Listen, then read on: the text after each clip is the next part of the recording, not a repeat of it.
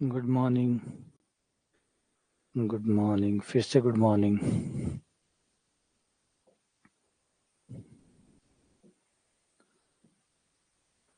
दोबारा से शुभ प्रभात।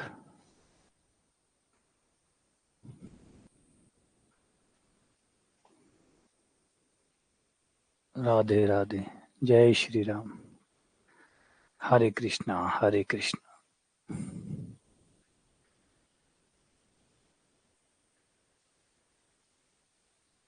आ जाओ। अब हम पढ़ने वाले maxima and minima for one variable function. एक चर वाले फलनों के लिए उच्चिष्ट और निम्निष्ट। सुबह की क्लास भी हमारी हो चुकी है इसके ऊपर। सुबह भी हम उच्चिष्ट और निम्निष्ट पढ़ चुके हैं, और सुबह जो हमने पढ़ा था उस समय भी हमने पूरी थ्योरी पढ़ी थी, और यहाँ पे भी हम थ्योरी को दोबारा से पढ़ेंगे। एक बार दोबारा से आप लोगों को पढ़ाऊंगा। मोटा मोटी आप सब लोगों ने तो पढ़ ली होगी। कुछ जो बैचेज है जो केवल सीनियर सेकेंडरी EMRS तक के हैं, उन लोगों ने नहीं पढ़ी होगी, तो वो अभी क्लास में दोबारा पढ़ लीजिए। और सुबह वाला थोड़ा सा उसको रिकैप भी कर देंगे, वो हो भी जाएगा साथ में ये भी हो जाएगा। तो अब जो हम पढ़ने वाले हैं वो है मैक्सिमा एवं मिनिमा, उच्चिष्ट एवं निम्निष्ट फॉर वन वेरिएबल फंक्शन। एक चर वाले फलन के लिए मैक्सिमा और minima. Maxima and minima for one variable function. एक चर वाले फलन के लिए मैक्सिमा और मिनिमा। ये एक चर वाले फलन कौन से होते हैं? एक चर वाले फलन ऐसे फलन जिनमें एक ही चर हो। एक तो खुद फलन हो, जो कि वो तो आश्रित हो गया, है ना, और सिर्फ एक ही हो, एफ जैसे फंक्शन है, और निर्भर कर रहा है केवल एक्स के ऊपर, तो इन्हें कहते हैं वन वेरिएबल फंक्शन। इनके अंदर सिर्फ एक वेरिएबल होता है, एक चर होता है। एक तो खुद हो ही गया, खुद तो डिपेंड कर रहा है, वो तो आप एक्स रखोगे तो एफ एक्स आएगा, तो इन्हें वन वेरिएबल फंक्शन कहते हैं। एग्जाम्पल के लिए 2x+1 या x² + 1। अब इनमें आप x का मान रखेंगे, एफ एक्स का मान आएगा। x का मान रखेंगे और एफ एक्स का मान आपको प्राप्त हो जाएगा। x रखिए, एफ एक्स आ जाएगा। तो एक x है और एक एफ एक्स है। तो x जो है वो चर है, x बदलता रहेगा और f उस पे आता रहेगा। x के मान के साथ साथ f आता रहेगा, तो इसे कहते हैं वन वेरिएबल फंक्शन। तो वन वेरिएबल फंक्शन के लिए जो आपको एफ एक्स टाइप का फंक्शन हो, उस फंक्शन के लिए उच्चिष्ट और निम्निष्ट निकालना है। मतलब उच्च से उच्च मान और निम्न से निम्न मान। ये जो फलन है, ये बड़े से बड़ा कौन सा मान ग्रहण करेगा और छोटे से छोटा कौन सा मान ग्रहण करेगा, उसकी चर्चा हम करने वाले।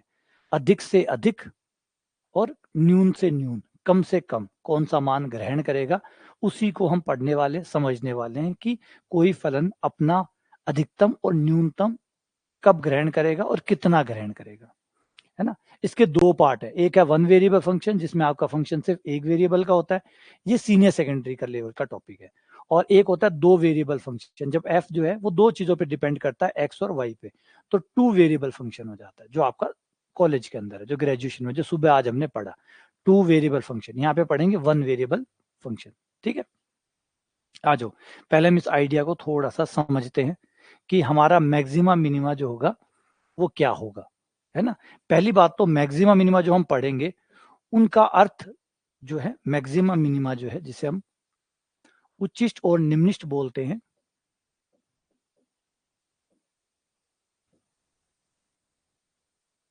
उसमें दो प्रकार के मैक्सिमा मिनिमा होते हैं। नाम से क्लियर है, मैक्सिमा मिनिमा मतलब छोटे से छोटा मान और बड़े से बड़ा मान। इनमें दो कैटेगरीज होती है। एक होती है लोकल, मतलब स्थानीय,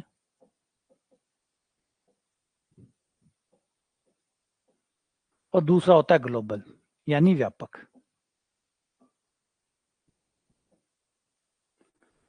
वैसे सुबह वाली क्लास में मैं ये सब कुछ पढ़ा चुका हूँ, लेकिन थोड़ा सा यहाँ रिकैप करवा देता हूँ, तो जो लोग इसी बैच में आए हैं उन लोगों को ये क्लियर हो जाएगा कि देखिए, मैक्सिमा मिनिमा का मतलब होता है अधिकतम और न्यूनतम। लेकिन अधिकतम न्यूनतम में भी थोड़ा सा झंझट है, वो है स्थानीय और व्यापक।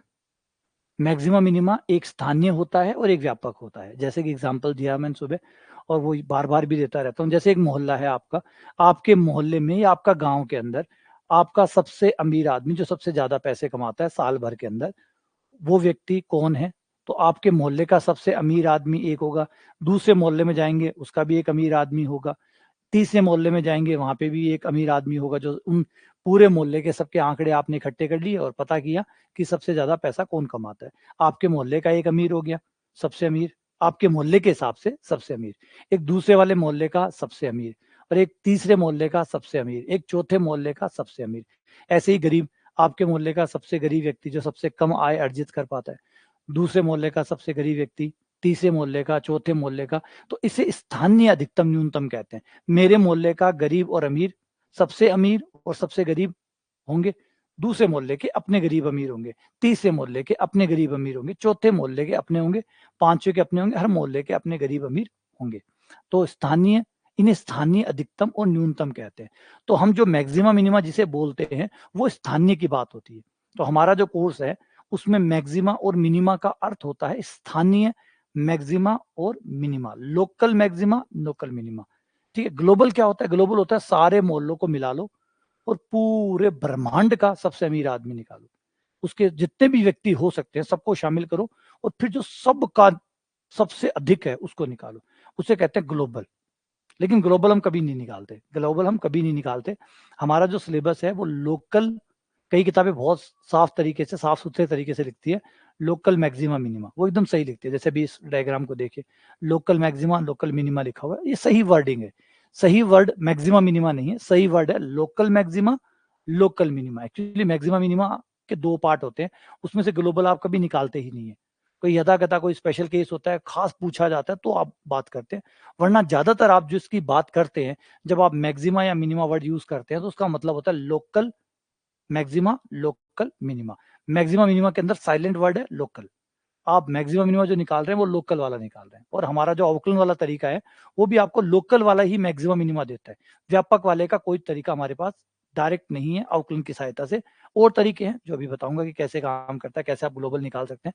हमारा जो अवकलन वाला तरीका है, जो हम d y by d x करके, जीरो करके, सेकंड अवकलन करके जो पढ़ते हैं, वो तरीका जो भी आपको मैक्सिमा मिनिमा देता है एक्चुअली वो लोकल मैक्सिमा मिनिमा है। रिपीट कर दूं, जिसे आप मैक्सिमा मिनिमा बोलते हैं एनसीईआरटी के हिसाब से, वो लोकल मैक्सिमा मिनिमा है, ना कि मैक्सिमा मिनिमा है। लेकिन वर्ड मैक्सिमा मिनिमा ही हम यूज करते हैं, लोकल उसमें शामिल होता है। ठीक है। अब लोकल मैक्सिमा मिनिमा क्या हुआ कि जैसे ये पॉइंट है, ठीक है, हम इस पॉइंट के इर्द गिर्द गए, ये पॉइंट है, इस पॉइंट के इर्द गिर्द गए और एक पड़ोस बना लिया और देखा कि इस पड़ोस में इस पॉइंट पे सबसे ज्यादा मान आ रहा है, इस पड़ोस में, यानी यहां से लेकर यहां तक के पॉइंटों के बीच में हमने सब पॉइंटों पे मान निकाले और देखा इन सारे पॉइंटों पे सबसे ज्यादा मान इस पॉइंट पे आ रहा है। तो ये कहलाता है लोकल मैक्सिमा, क्योंकि यहाँ पे सबसे ज्यादा बड़ा मान प्राप्त हुआ है, तो ये लोकल मैक्सिमा हो गया। ऐसे ही अगर हम बी पे आए और बी पे भी देखें, बी के आस पड़ोस को देखें, तो बी अपने आस पड़ोस में सबसे कम मान ग्रहण कर रहा है। बी अपने आस पड़ोस के बिंदुओं में सबसे छोटा मान ग्रहण कर रहा है। बी पे आपको सबसे छोटा मान प्राप्त हो रहा है, सबसे छोटा मान। ए पे आपको सबसे बड़ा मान प्राप्त हो रहा है, बी पे आपको सबसे छोटा मान प्राप्त हो रहा है। तो बी सबसे नीचे है, ए सबसे ऊपर है। इसको लोकल मैक्सिमा, लोकल बोलेंगे। आप सीधा मैक्सिमा बोल सकते हो, कोई दिक्कत नहीं है, लेकिन आपको याद रखना है कि हमारे लिए मैक्सिमा का सही अर्थ है local maxima, minima local minima. आप जो भी मैक्सिमा मिनिमा निकालेंगे वो लोकल निकालेंगे, आप जो भी मैक्सिमा मिनिमा निकालते हैं वो लोकल मैक्सिमा मिनिमा होते हैं। ठीक है। तो दो प्रकार के वर्ड है, लोकल और ग्लोबल। अब इसको थोड़ा समझते हैं लोकल और ग्लोबल को, फिर हम इसके इंपॉर्टेंस पे आएंगे, इस टॉपिक का महत्व क्या है, टॉपिक क्यों पढ़ रहे हैं।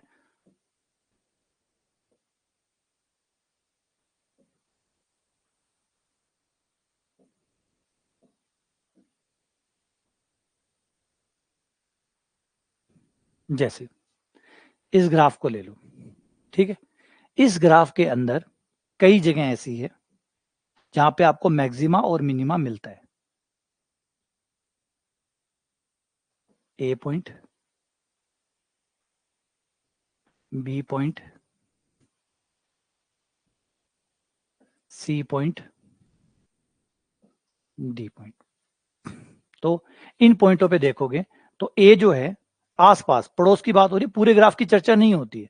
फिर से रिपीट कर दूं, पूरे ग्राफ की चर्चा नहीं होती है, एक पॉइंट के आसपास की चर्चा होती है कि अपने पड़ोसियों में, अपना जो मोहल्ला है उसने जो डिसाइड किया है उस मोहल्ले में क्या वो सबसे बड़ा है, ये उसके तय होता है। तो यहाँ पे अगर हम इसको देखें तो अपने मोहल्ले में जो इसका मोहल्ला है, इसका एक पड़ोस अगर हम बनाए तो अपने पड़ोस में ए सबसे ज्यादा मान ग्रहण कर रहा है और बी अपने आस पड़ोस में सबसे छोटा मान ग्रहण कर रहा है,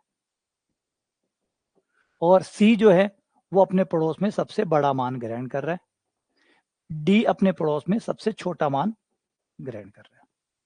तो ये जो ए और सी है ये लोकल मैक्सिमा हो गए। अब आपको कि दो मैक्सिमा, बिल्कुल हो सकते हैं, दो क्यों, 50 मैक्सिमा हो सकते हैं। मेरे मोहल्ले का अलग मैक्सिमा होगा, मेरे मोहल्ले का अमीर आदमी अलग होगा, दूसरे मोहल्ले का अलग होगा, तीसरे मोहल्ले का अलग होगा, चौथे मोहल्ले का अलग होगा, क्योंकि वर्ड लोकल यूज हुआ है, व्यापक यूज नहीं हुआ है। व्यापक नहीं है कि पूरी दुनिया का बताओ, पूरी दुनिया का नहीं पूछ रहा है, वो एक मोहल्ले का पूछ रहा है। इस मोहल्ले का ए भाई साहब अमीर है, इस मोहल्ले के रिच आदमी सी है, इस मोहल्ले का गरीब आदमी बी है, इस मोहल्ले का डी है। तो ये लोकल मैक्सिमा कहलाता है। और आप जो निकालते हैं, ये बात ध्यान से सुनो, हम जो भी निकालेंगे आउकलन की सहायता से वो सब लोकल ही निकलते हैं, वो सब लोकल निकलते हैं। और ये लोकल मिनिमा।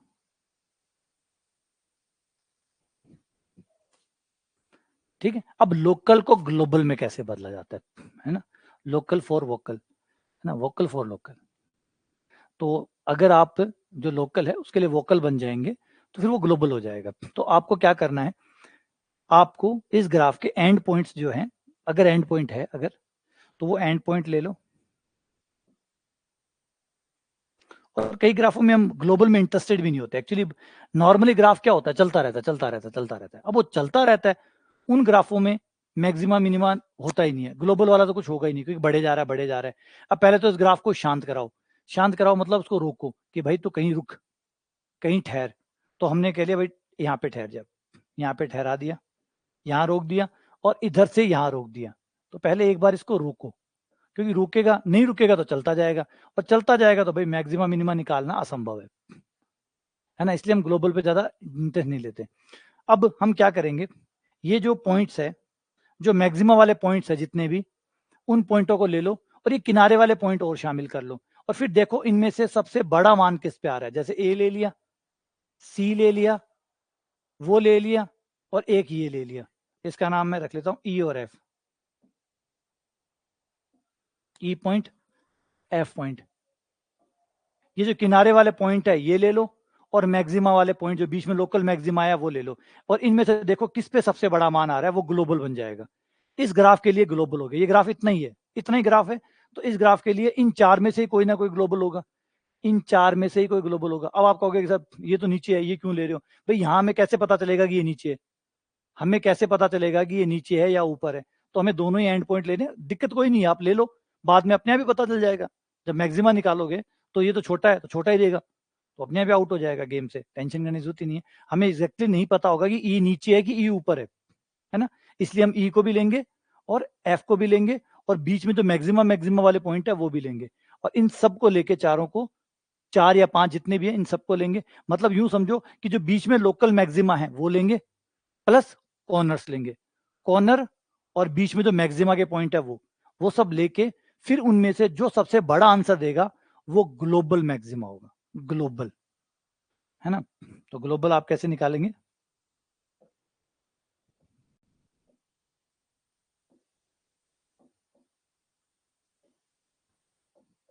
हर मोहल्ले का मैक्सिमा ले लो और फिर उनका मैक्सिमा ले लो।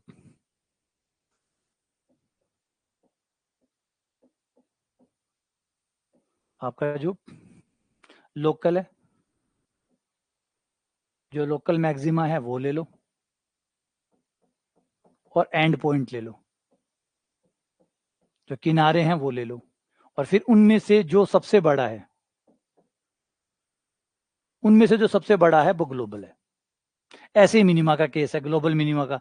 ग्लोबल मिनिमा में भी क्या करोगे, जो बीच वाले मिनिमम है वो प्लस किनारे, इनमें से जो सबसे कम होगा वो बाहर आ जाएगा। बस इस तरीके से आपको ग्लोबल मिल जाएगा। लेकिन ग्लोबल जैसे मैंने कहा कि हम इंटरेस्टेड ही नहीं है ग्लोबल पे, क्योंकि ग्लोबल तो ग्राफ कई बार चलता ही रहता है, चलता ही रहता है, तो आता ही नहीं है कुछ भी।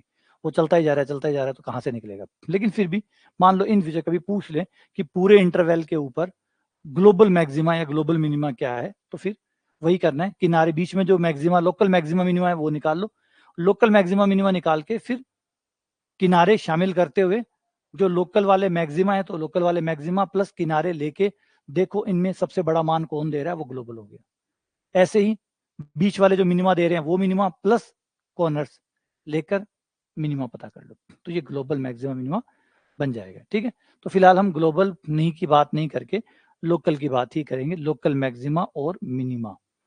अब लोकल होने की वजह से कई बार एक कंफ्यूजन भी आ जाती है जो ज्यादातर रहती है, वो ये है कि कई बार आपका मिनिमा मैक्सिमा से बड़ा होता है, कई बार आपका मिनिमा मैक्सिमा से बड़ा होता है, कई बार आपका मिनिमा मैक्सिमा से बड़ा होता है।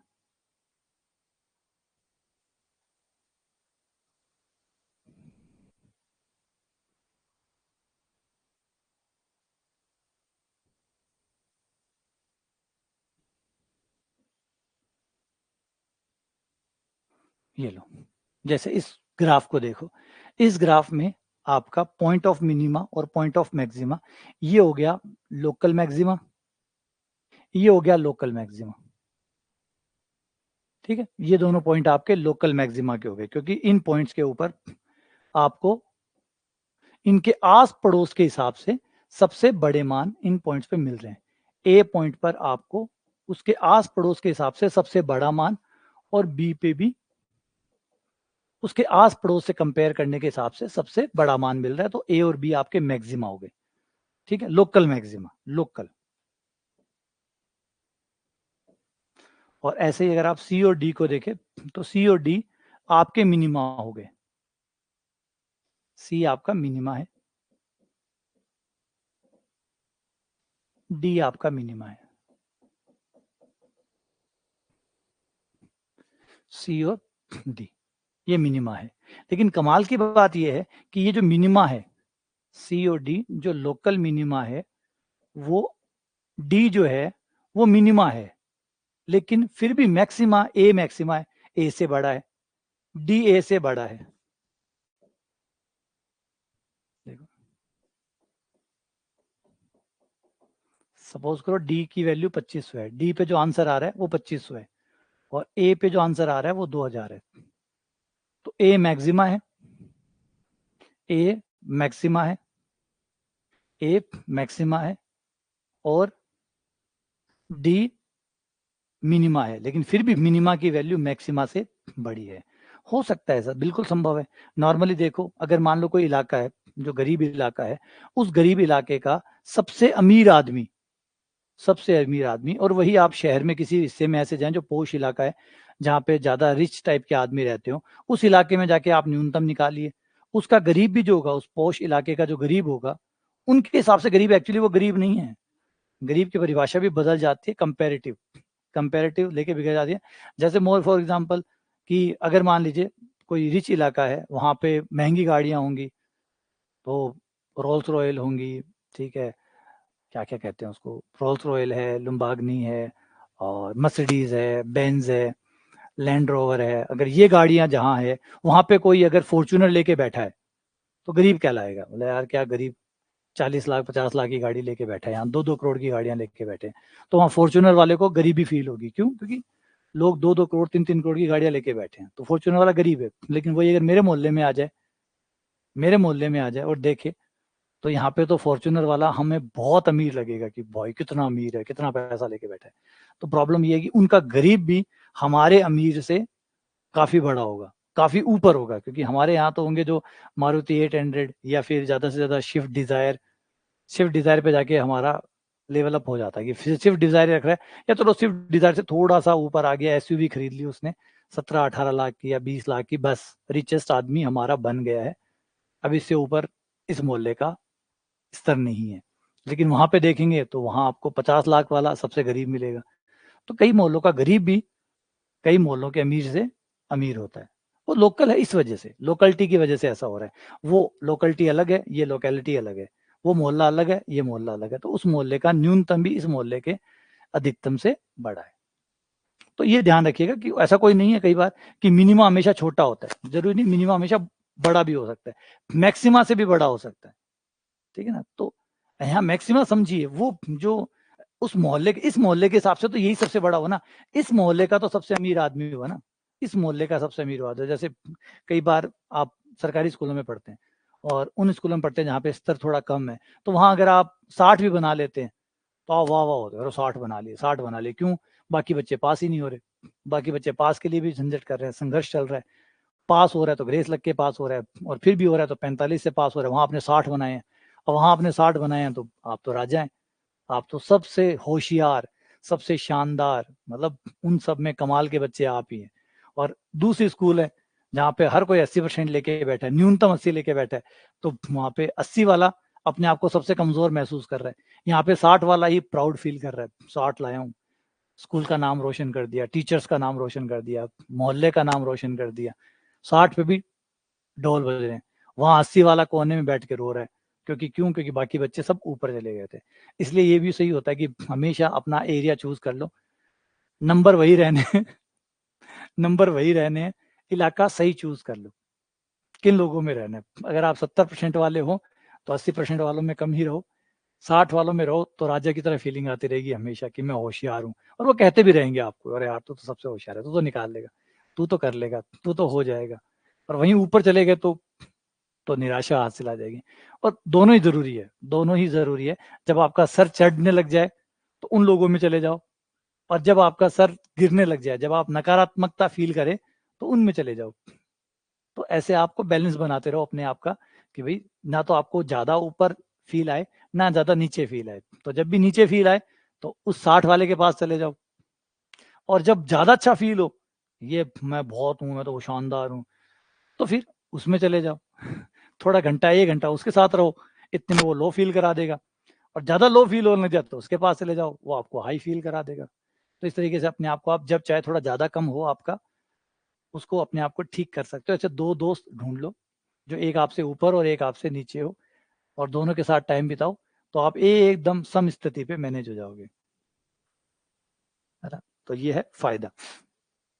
तो हम ये मैक्सिमा और मिनिमा आज पढ़ने वाले कि आप लोग कैसे निकालेंगे, कैसे आप मैक्सिमा मिनिमा ज्ञात करेंगे।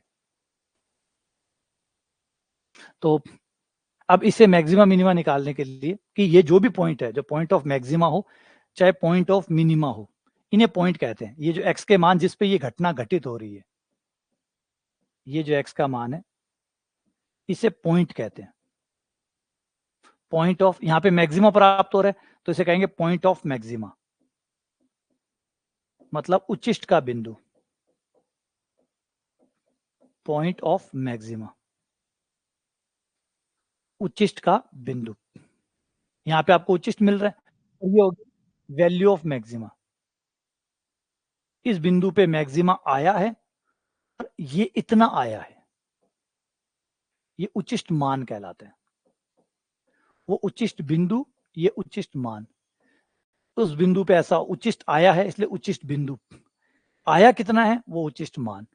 ऐसे ये निम्निष्ट बिंदु, आया कितना है निम्निष्ट मान, है ना। निम्निष्ट बिंदु, इस बिंदु पे ये घटना घटित हुई है और हुई कितनी है वो निम्निष्ट मान।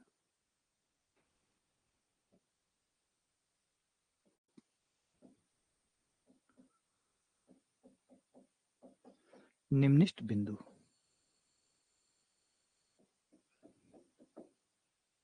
और निम्निष्ट मान।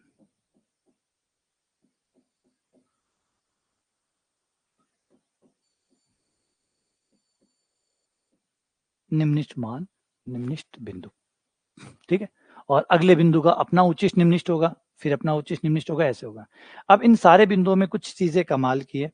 ये जो उच्चिष्ट और निम्निष्ट बिंदु है, इनमें खास बात यह है कि इन पे खींची गई स्पर्शरेखा एक्स एक्स के समांतर है। इन बिंदुओं पे, केवल इन बिंदुओं पे ही खींची गई स्पर्शरेखा एक्स एक्स के समांतर होगी। तो इन बिंदुओं को आइडेंटिफाई करने का तरीका है कि ग्राफ के उच्चिष्ट हो या निम्निष्ट हो, इन बिंदुओं पे एक खास बात है कि स्पर्शरेखा एक्स एक्स के समांतर आती है, मतलब इन बिंदुओं पे ढाल 0 आती है, इन पॉइंट्स पे ढाल 0 आती है, और ढाल हम dy बाई डी को कहते हैं, स्पर्शरेखा की ढाल को dy बाई डी कहते हैं। तो dy बाई डी बराबर है 0। इन बिंदुओं पे ढाल 0 होती है। तो इन बिंदुओं को, जो उच्चिष्ट और निम्निष्ट के बिंदु होते हैं, उन्हें निकालने का तरीका होता है कि आप जो भी कर्व आपको दिया गया, समीकरण आपको दिया गया, उसका अवकलन करो और 0 कर दो, और तो आपको वो बिंदु मिल जाएंगे। तो पहला तरीका तो यही हो गया शुरुआत, कि अवकलन करो और अवकलन करके 0 कर दो। इससे आपको वो पॉइंट्स मिल जाएंगे जिन पे मैक्सिमा और मिनिमा घटित हो रहा है। जहां पे आपका मैक्सिमम मिनिमा, जब भी मैं बोलूँ वो लोकल ही वर्ड यूज होगा, लोकल मैक्सिमा लोकल मिनिमा, क्योंकि हम लिखते नहीं है, वो सेल्फ अंडरस्टैंडिंग में डल जाता है कि भाई लोकल की बात चल रही है, ग्लोबल की बात नहीं कर रहे हैं। तो लोकल मैक्सिमा मिनिमा जो है वो आपको यहाँ पे मिल जाएगा। और यहाँ मिलने के बाद में फिर आप देखेंगे कि वो उच्चिष्ट है या निम्निष्ट है। ये देखने के लिए उच्चिष्ट पे क्या होगा, अगर पॉइंट उच्चिष्ट है तो उस पर आप कर्व की शेप देखेंगे। तो शेप देखो ये वाली, ये जो शेप है ये अवतल है। तो उच्चिष्ट बिंदु पे हमेशा ग्राफ की शेप अवतल होगी, और जो निम्निष्ट पॉइंट है उस पे आपके ग्राफ की शेप उत्तल होगी।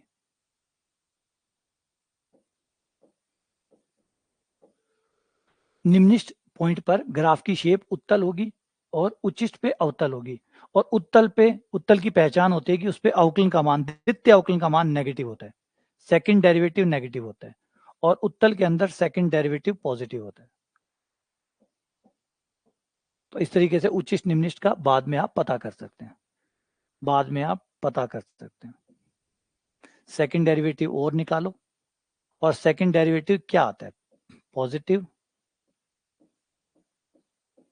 या नेगेटिव या 0। पॉजिटिव आता है तो मैंने बता ही दिया, पॉजिटिव आता है मतलब उत्तल है, ग्राफ उस पॉइंट पर उत्तल है, तो उत्तल है यानी निम्निष्ट है, तो वो निम्निष्ट हो जाएगा। तो वो जो पॉइंट है वो निम्निष्ट पॉइंट है और वो उच्चिष्ट पॉइंट है। अगर माइनस आ रहा है सेकंड अवकलन तो उच्चिष्ट है, और अगर कुछ नहीं आता d2y/g 0 है तो इसे कहते हैं नत्ती परिवर्तन बिंदु।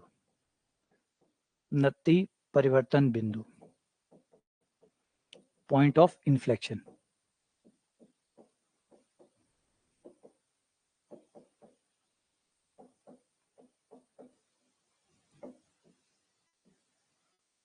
पॉइंट ऑफ इन्फ्लेक्शन, तो इससे आप सॉल्व कर सकते हैं। ठीक है, अभी सवाल करेंगे जिससे समझ में भी आ जाएगा सारा। अब बात है कि ये इंपॉर्टेंट क्यों है maximum minima. Actually maximum minima जो है वो इसलिए ज़्यादा महत्वपूर्ण हो जाता है। आपको 3 प्रकार के पॉइंट मिलते होंगे। एक देखो ये है लोकल मैक्सिमा, ये हो गया लोकल मिनिमा, और एक पॉइंट ऐसा भी मिलेगा जहाँ पे कुछ नहीं है। ये देखो इस पॉइंट पे कुछ नहीं है, लेकिन यहाँ पे dy/dx का मान 0 है, क्योंकि यहाँ पे खींची गई अवकलन, खींची गई स्पर्शरेखा 0 कोण बनाती है।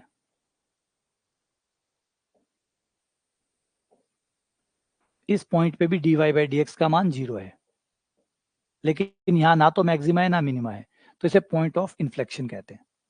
पॉइंट ऑफ इन्फ्लेक्शन, जहाँ पे आपको ना मैक्सिमा मिलता है ना मिनिमा मिलता है, तो पॉइंट ऑफ इन्फ्लेक्शन, या हिंदी में बोले तो नत्ती परिवर्तन बिंदु।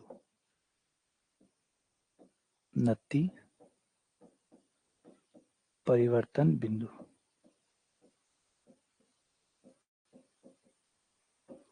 क्योंकि ग्राफ आपको याद होगा, ये चीज बताई थी, ये तो ग्राफ उत्तल होता है, किसी पॉइंट पे उत्तल होता है, अवतल होता है, और उत्तल अवतल दोनों ही नहीं होता है, तो फिर नत्ती परिवर्तन बिंदु होता है। तो बस 3 प्रकार की चीजें आपको मिलेगी, तो इस तरीके से आप पता कर सकते हैं।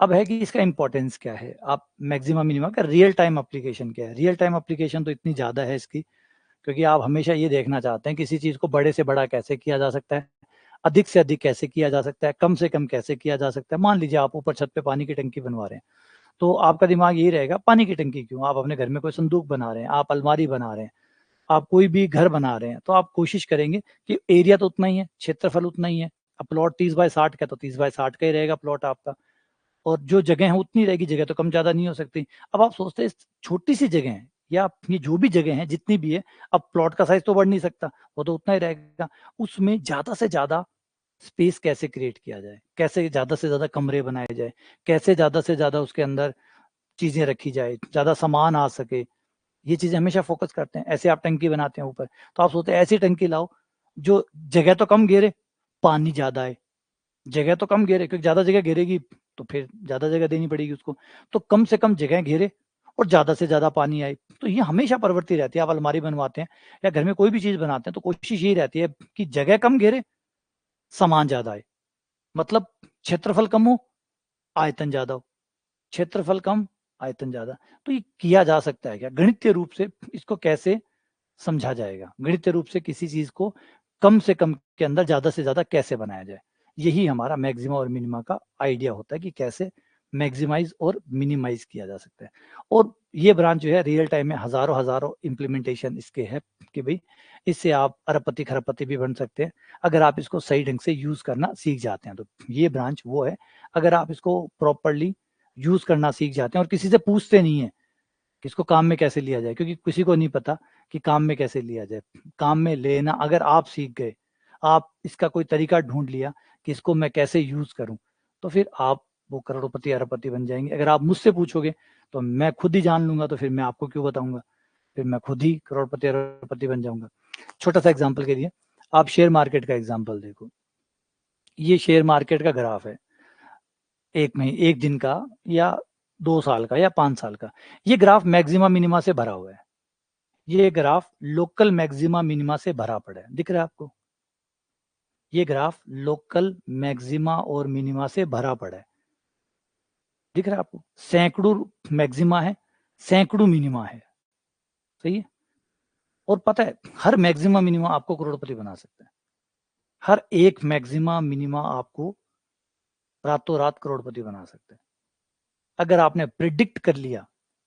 आप ये बताने में कामयाब हो गए कि कल सुबह, कल के दिन मैक्सिमा आएगा या मिनिमा आएगा, कल सुबह मैक्सिमा आएगा या मिनिमा आएगा। कल जब दिन में शेयर मार्केट खुलेगा तो 9 बजे से लेकर 6 बजे के बीच में मैक्सिमा आएगा या मिनिमा आएगा। अगर आपने किसी भी शेयर पे ये बता दिया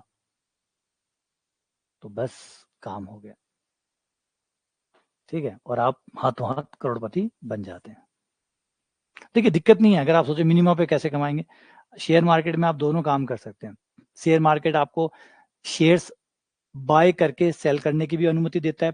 पहले आप सेल कर सकते हैं, शाम तक आपको बाय करने होंगे, आप ऐसे भी कर सकते हैं। शेयर मार्केट में ये भी सुविधा है कि आप पहले बेच दो फिर खरीद लेना। जैसे आज आपने सुबह पहले उठे और 500 शेयर बेच दिए, बेच दो, तो आप 500 है ही नहीं आपके पास, कोई बात नहीं, शाम तक खरीदने होंगे। शेयर मार्केट आपको दोनों ऑप्शन देता है, बाय करके सेल करो या सेल करके फिर बाय करो, आपको दोनों ही कर सकते हो आप। तो आपने पहले सेल कर दिया है ना, आपको लगा कि आज ये मार्केट गिरेगा तो आपने सेल पहले कर दिए फिर बाय कर लिए। या आज लगा कि आज मार्केट बढ़ेगा, बढ़ेगा तो पहले बाय किया फिर सेल किया तो फायदा होगा। मार्केट गिर रहा है तो सेल पहले कर दिया, बाय बाद में करोगे। मार्केट गिरेगा तो आज तो अभी बेच रहा हूँ 20 रुपए में, मार्केट गिरा, गिर के 15 हो गया, फिर खरीदूंगा तो 15 में खरीदूंगा। बेच 20 में दिया, खरीद 15 में लिया, 5 रुपए कमा गया पर शेयर। और मार्केट बढ़ने वाला है, मार्केट बढ़ने वाला है तो फिर पहले खरीदूंगा फिर बेचूंगा, 20 पे खरीदूंगा 25 पे बेचूंगा, 5 रुपए कमा जाऊंगा। तो शेयर मार्केट आपको दोनों सुविधाएं देता है, बेच के खरीदो चाहे खरीद के बेचो, दोनों में से कोई भी काम आप कर सकते हैं। तो आपके लिए मिनिमम भी प्रॉफिटेबल है, मैक्सिमम भी प्रॉफिटेबल है। लेकिन प्रॉफिटेबल ये है कि क्या आप ये बता पाएंगे कि मैक्सिमम मिनिमा आ जाएगा या नहीं आएगा, और आएगा तो कौन से टाइम पे आएगा, कितने बजे आएगा। दिन भर में 9 बजे से लेकर 3 बजे के बीच में किस टाइम पे मैक्सिमा मिनिमा आएगा। अगर आप लोगों ने ये बता दिया पर्याप्त, और पता चल जाए तो मुझे बता देना, मैं भी शेयर खरीद लूंगा। फिर अब क्वेश्चन ये है कि प्रॉब्लम क्या है इसमें, प्रॉब्लम क्या है, मैं क्यों करोड़पति अभी तक नहीं बना, है ना? मुझे तो ये सब पता है क्यों नहीं बना। एक्चुअली प्रॉब्लम ये है कि ये जो ग्राफ है, ये ग्राफ जो है, हमेशा हम जो मैक्सिमम मिनिमा निकालते हैं 12 तक, उसमें हमें फंक्शन दिया हुआ होता है, एफ एक्स हमें दिया हुआ होता है, और उसका मैक्सिमम मिनिमा निकालते हैं। हमें जो प्रॉब्लम दी जाती है उसमें एफ एक्स दिया हुआ है,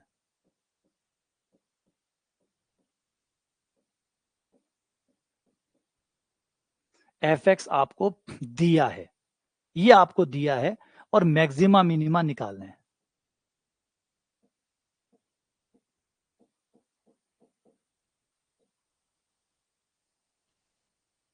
तो सबसे इजी पार्ट है मैक्सिमा मिनिमा निकालना। जब फंक्शन दिया हो, ये हमें दिया हुआ है और ये देने की वजह से हमारा काम थोड़ा सा ही बचता है मैक्सिमा और मिनिमा निकालने जितना। लेकिन प्रॉब्लम ये है कि यहाँ पर जब आप शेयर मार्केट में जाते हैं तो आपको एफएक्स नहीं दिया हुआ होता, आपको एफएक्स नहीं दिया होता, बल्कि आपको पिछले 5 साल का ग्राफ मिल जाएगा, 5 साल का ग्राफ मिल जाएगा, वैल्यू मिल जाएगी, लेकिन आपको फंक्शन नहीं दिया होगा। आपको एक फंक्शन बनाना होगा, फंक्शन बनाना होगा, खुद बनाना होगा। और बनाना भी होगा नहीं सिर्फ, बहुत एक्यूरेसी के साथ बनाना होगा, क्योंकि मामला पैसे का है। अगर आपने थोड़ी बहुत भी गलती से ग्राफ, आपका फंक्शन में थोड़ी भी कैलकुलेशन मिस्टेक हो गई और थोड़ा कम कैलकुलेटिव हो गया, थोड़ा बहुत भी आपका 19-20 का भी फर्क रह गया, तो बहुत बड़ा फर्क है। आप प्रिडिक्ट करोगे मैक्सिमा, आ जाएगा मिनिमा, या आपने मिनिमा प्रेडिक्ट किया, आ गया मैक्सिमा। तो आपने कुछ भी गलत प्रिडिक्ट कर लिया तो जो मार्जिन है एरर का वो बहुत छोटा है, मार्जिन बहुत छोटा है। आपने थोड़ी सी गलती की, उतने से मैक्सिमा मिनिमा चेंज हो गया, मिनिमा आना था मैक्सिमा आ गया, मैक्सिमा आना था मिनिमा आ गया। आपने उल्टा खरीद फरोख्त कर ली, उल्टा कर लिया तो आपके पैसे डूब गए। तो रिस्क है पैसे का। तो प्रॉब्लम है एफएक्स का सही ढंग से बनाना, कि कैसे आप एफएक्स को सही ढंग से बना सकते हो। अब ये जो चीज है, ऐसा नहीं है कि लोगों ने किया नहीं है, लोगों ने, काफी लोगों ने किया है, काफी लोग, लेकिन कोई भी जो उसको करता है वो कभी किसी को बताता नहीं है। कोई भी जो उसको कर रहा है, जो उसको जानता है, जो इस गणित को समझता है, वो किसी को बताता नहीं है। क्यों? अब आप सोचोगे कि ऐसे बताता क्यों नहीं है, बता दे। जैसे मुझे पता चल गया, मान लो मैंने कोई तरीका ढूंढ लिया, गणित से कोई तरीका ढूंढ लिया जिससे मैं शेयर मार्केट का जो ग्राफ है उसको प्रिडिक्ट कर सकता हूँ। मान लो मैंने ढूंढ लिया, मैंने ढूंढने के बाद में 10 आदमियों को बता दिया। अब 10 आदमी क्या करेंगे, मेरे फंक्शन को स्थिर नहीं रहने देंगे। मैंने जो फंक्शन बनाया था उन लोगों के लिए बनाया था जो मुझे, वो नहीं जानते कि मैं फंक्शन तैयार कर रहा हूँ, तो वो अनजाने में खरीद, जो बेच रहे हैं, खरीद रहे हैं, वो ऐसे चल रहे हैं। अब 10 आदमी को मैंने बता दिया कि ये फंक्शन है, तो वो क्या करेंगे, वो भी तो अपना इनपुट डालेंगे। जैसे वो अपना इनपुट डालेंगे, कुछ खरीद फरोख्त करेंगे, मेरा फंक्शन अनस्टेबल हो जाएगा, क्योंकि वो फंक्शन बना हुआ था उन लोगों के लिए जिनको ज्ञात नहीं है कि ऐसा फंक्शन बन रहा है। वो अनकॉन्शियसली खरीद फरोख्त कर रहे थे, उनको नहीं पता था। लेकिन अब जो है, जिन 10 लोगों को पता लगा है, उनको तो पता चल चुका है कि ये फंक्शन ऐसे काम करता है। उन्हें पता है कि 1 घंटे बाद ये होने वाला है। अब 1 घंटे बाद ये होने वाला है, तो उन्होंने पैसे जैसे डाले, अब 1 घंटे बाद वो होगा नहीं। क्यों? क्योंकि अब उनका नंबर और ऐड हो गए। उनके नंबर और ऐड होते ही फंक्शन अनस्टेबल हो गया, और फंक्शन जैसे अनस्टेबल हुआ तो वो वैल्यू देना गड़बड़ कर दिया। और मैंने कहा कि यहाँ पे एरर ऑफ मार्जिन इतना कम है, इतना कम एरर है कि अगर थोड़ा सा भी 1-2 डाटा एक्स्ट्रा बढ़ गया तो मिनिमा का मैक्सिमा और मैक्सिमा का मिनिमा बनते देर नहीं लगेगी, पैसे डूबते हुए देर नहीं लगेगी। तो अगर किसी को पता भी है तो वो किसी को बता नहीं सकता कि भाई ये फंक्शन है, इसको यूज करो। क्यों? ऐसा करने पर सब घाटे में जाएंगे। वो जितने लोगों को पता चलेगा उतना सबका घाटा बढ़ता जाएगा, जितना एक को, जितने कम पता चलेगा। अच्छा, दूसरी बात, अगर मान लो मुझे पता भी चल जाता है तो भी मैं बहुत बड़ी ट्रेडिंग नहीं कर सकता, क्योंकि अगर मैंने ज्यादा वॉल्यूम डाल दिया, सपोज करो मैंने एक साथ ही 1 करोड़ शेयर उठा लिए, जैसे मैं 1 करोड़ शेयर उठाऊंगा मेरा फंक्शन गड़बड़ा जाएगा, मेरा फंक्शन अनस्टेबल रह जाएगा। क्यों? क्योंकि मैंने फंक्शन को देख के खरीदा था। अब जैसे ही मैं नई वैल्यू ऐड करूंगा वो फंक्शन अप डाउन कर जाएगा। ठीक है ना? आज थोड़ा सा इसको समझाने की कोशिश करता हूँ कि करोड़पति बनना आसान नहीं है।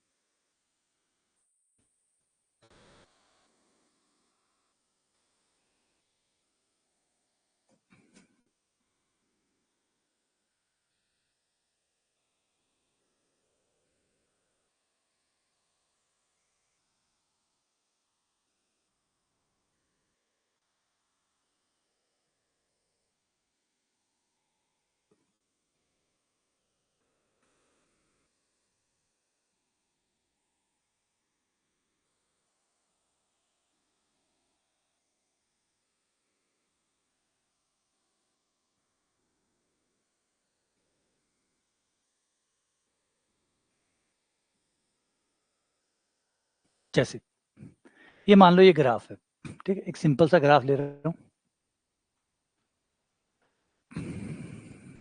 ये ग्राफ ले लो। अब यहाँ मिनिमा है, ठीक है, और मैंने प्रिडिक्ट कर लिया कि लोग जो शेयर मार्केट में पैसा लगाएंगे तो उससे ग्राफ ऐसा आएगा। ये मैंने प्रिडिक्ट कर लिया कि इतने लोग लगाएंगे और ये ग्राफ चलेगा। अब जैसे ही अभी तो मुझे पता चल गया ना, पता चलने से प्रॉफिट थोड़ी बन गया। पैसा तो तब बनेगा ना जब मैं उसमें पैसा इनरोल करूंगा। जैसे ही मैं उसमें पैसा डालूंगा, पैसा डालते ही फंक्शन में बदलाव आएंगे, फंक्शन में बदलाव आएंगे। मान लो 2 की जगह 2 बदल के 30 हो गया या 302 हो गया, तो आप देखोगे कि यहाँ ग्राफ जो है वो कहीं का कहीं शिफ्ट हो गया। हल्का सा परिवर्तन करते ही ये जो चीजें हैं ये कहीं की कहीं और शिफ्ट हो जाएगी। हल्का सा परिवर्तन, ये कोई बड़ा परिवर्तन नहीं है। अगर मैं एक हल्का सा परिवर्तन भी करूंगा तो ग्राफ में जो है बहुत अनस्टेबिलिटी आ जाएगी। थोड़ा छोटा नंबर कर लेता हूँ।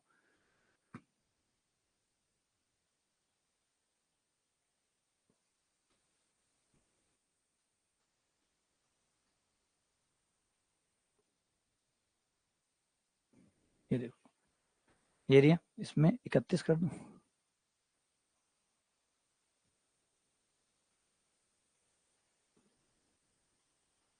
एक हल्का सा भी मैं अगर नंबर को चेंज कर रहा हूँ, 2 को जैसे ही मैं कर रहा हूँ, 2 को 3 कर रहा हूँ, काम कर रहा है।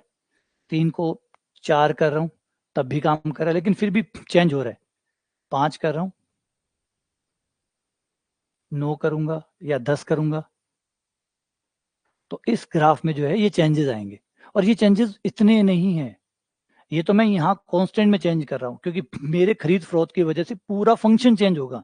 और पूरा फंक्शन चेंज होगा तो ये भी एक संभावना है कि जो मैक्सिमा आ रहा था वो हो सकता है मिनिमा आ जाए मेरे खरीदने की वजह से।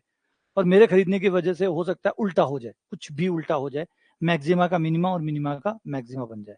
तो फिर वो जो प्रिडिक्शन है वो मेरा बेकार हो गया। तो ये बहुत सारे फैक्टर्स है जिनको आपको मिक्स करना होता है, क्योंकि मैंने कहा ना, बन जाएगा पैसा, बनता है, बनाया है लोगों ने बनाया है।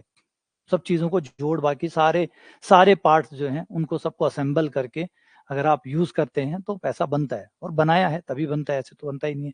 सब लोग ये जो सब कैलकुलेट करके रखते हैं, हर चीज़ जोड़ के रखते हैं, हर चीज़ जोड़-जोड़ के रखते हैं कैसे है, तभी वो खिलाड़ी हैं। खिलाड़ी वही होता है जो अपने खेल को अच्छे से समझता है। तो इस तरीके से वो चीज़ों को बना सकते हैं। इसमें मैथ्स भी शामिल होगी, इसमें ह्यूमन इमोशंस भी शामिल होंगे कि कब लोग कैसे इमोशंस यूज़ करते हैं, कैसे इमोशन होकर जब भावनात्मक बहते हैं तो शेयर में कैसे पैसे डालते हैं, क्या करते हैं, वो सारे जोड़ बाकी आप लेते हैं और फिर उसे एक इक्वेशन में ढाल के पता करते हैं कि कैसा बिहेव करने वाली है, और फिर उसको एक्चुअल के साथ मैच करते हैं, उसमें करेक्शन करते हैं और सही इक्वेशन पता करते हैं और फिर पैसा बनाते हैं। तो कहानी है। अच्छा, आपको लगेगा अजीब है, अजीब नहीं है ये। बहुत सॉफ्टवेयर है, बहुत सारे सॉफ्टवेयर हैं जो ऐसा काम करके देते हैं, डेटा को एनालाइज करके देते हैं। जो आपका शेयर मार्केट का डेटा होता है, उस समय के जो सेंटिमेंट्स होते हैं, जैसे आज के, आज हर दिन जब सुबह उगता है तो कोई ना कोई न्यूज़ ज़रूर चलती है। तो जो न्यूज़ चलती है, उस न्यूज़ के आधार पर मार्केट कैसा बिहेव करेगा, लोग यहाँ तक कि भी पीछे की रिकॉर्ड, ट्रैक रिकॉर्ड बना के रखते हैं कि जब लास्ट टाइम इसके सिमिलर कोई घटना घटित हुई थी, इसके सिमिलर कोई घटना घटित हुई थी, मान लीजिए यूएस कोर्ट ने किसी भारतीय प्रोडक्ट के ऊपर बैन लगाया था या उसे वार्निंग जारी की थी, आज से 10 साल पहले जब वार्निंग, जब दोबारा किसी कंपनी के साथ ऐसा हुआ था 10 साल पहले, तो उस समय कैसा ग्राफ बना था। लोग ऐसे ग्राफ भी बना के रखते हैं कि 10 साल पहले जब ऐसा हुआ था, जब यूएस की किसी कोर्ट ने भारतीय किसी कंपनी पे कुछ बैन लगाया था या कोई पार्शियल बैन लगाया था, तो उसके शेयर्स पे क्या फर्क पड़ा था। और अब सेम चीज यहाँ हो रही है, तो अब कैसा फर्क पड़ेगा, ताकि इसको कैसे फायदे में बदला जा सके। तो यहाँ तक कि छोटी छोटी चीजों को भी वो लोग करते हैं। पैसा बनाना तो देखो सब जगह मुश्किल है, ये तो तय है। कुछ ओवर स्मार्ट आप नहीं होगे, कुछ आप अलग तरीके से नहीं सोचेंगे, तो पैसा बन ही नहीं सकता। नॉर्मल लोगों के लिए तो पैसा होता ही है ना। जो पैसा बनाना चाहता है और बड़ी मात्रा में पैसा बनाना चाहता है, तो उसे बड़ी मात्रा में सोचना होता है, अलग सोचना होता है, डिफरेंट सोचना होता है। उन चीजें जो बेकार लगती है, उन चीज़ों को कैसे नंबरों में डाल के कैसे सही ढंग से इस्तेमाल किया जाए, ये उससे आता है, तभी वो नंबर बनाता है ना। आ जाओ, अब हम करते हैं सवाल। तो ये है रियल टाइम एग्जांपल। है ना, आ जाओ।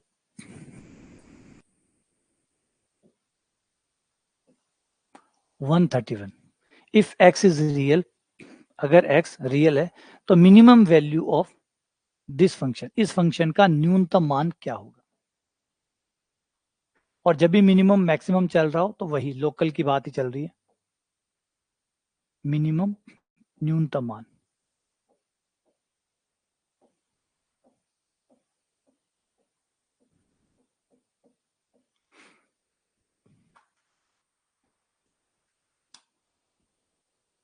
तो सबसे पहले आपको dy by d x zero करना है, dy by d x zero करना है।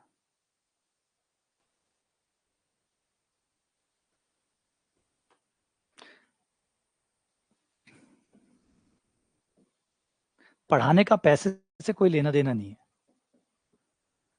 ऐसा नहीं है कि मैं अगर बहुत करोड़पति होता तो मैं पढ़ा ना रहा होता, है ना, मैं अगर बहुत पैसे वाला होता तो मैं पढ़ा ना रहा होता। ये गलत फहमी है, ये पैशन है। पढ़ाना, कई काम ऐसे होते हैं जो आपके पैशन होते हैं। जैसे एक कंपनी है जोहो, आपने नाम सुना हो, जोहो एक कंपनी है जो अकाउंटेंसी की कंपनी है, जोहो करके। उसके जो मालिक हैं वो केरल से हैं और उनकी कंपनी 7,000 करोड़ की है। 7,000 करोड़ की कंपनी के वो मालिक हैं। अच्छा, अभी वो क्या कर रहे हैं, अभी वो केरल के एक स्कूल में बच्चों को पढ़ाते हैं। 7,000 करोड़ की कंपनी है और क्या करते हैं, केरल में अपने घर के आसपास जो एक स्कूल है उसमें पढ़ाते हैं। 7,000 करोड़ का मालिक पढ़ा रहे हैं। क्योंकि आपका पैशन का मतलब पैसा नहीं है। पैसा तो एक यात्रा का जरूरत थी, कि आवश्यकता थी, कि ठीक है और आपको सही दिशा मिल गई, आपने अच्छे पैसे कमा लिए। लेकिन पैसे मिलाने या बहुत रुपए कमाने का मतलब नहीं कि आपको वो मिल गया जिसके लिए आपका जन्म हुआ है, जिसकी आपको संतुष्टि मिलेगी, जिससे आपको शांति मिलेगी, है ना। तो हमारा जो प्रोफेशन है वो इसलिए नहीं है कि पैसा है ना, ये उससे ऊपर है। पैसे इससे आ रहे हैं, बढ़िया है, बहुत अच्छी चीज है, बढ़िया चीज है, हमारा समय सही जा रहा है। वरना पहले कंपनी खड़ी करो फिर जाके पढ़ाओ, डबल हो जाता। अब उसी से पढ़ा ही रहे हैं, उसी से पैसे भी बन रहे हैं, तो दोनों काम साथ हो गए।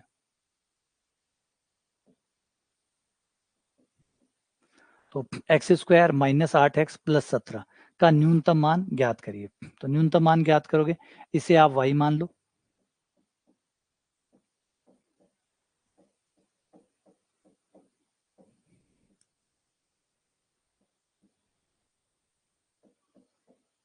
दो एक्स माइनस 8, 2x-8, अब इसे बराबर 0 कर दो।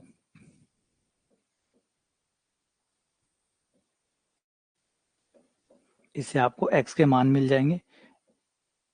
इन्हें क्रिटिकल पॉइंट्स कहते हैं, क्रांतिक बिंदु कहते हैं।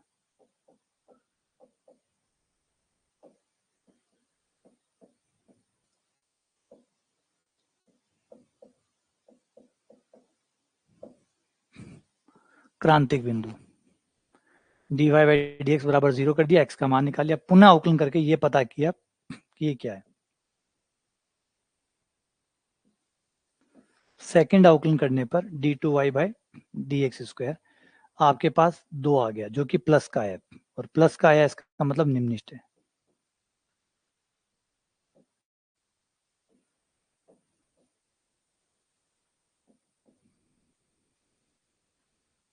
ये निम्नलिखित है।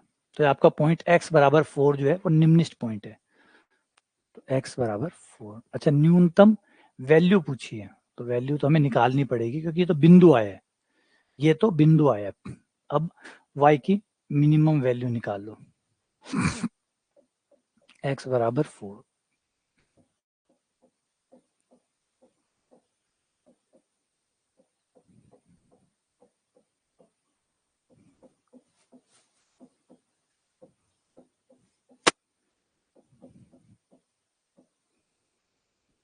माइनस का 15,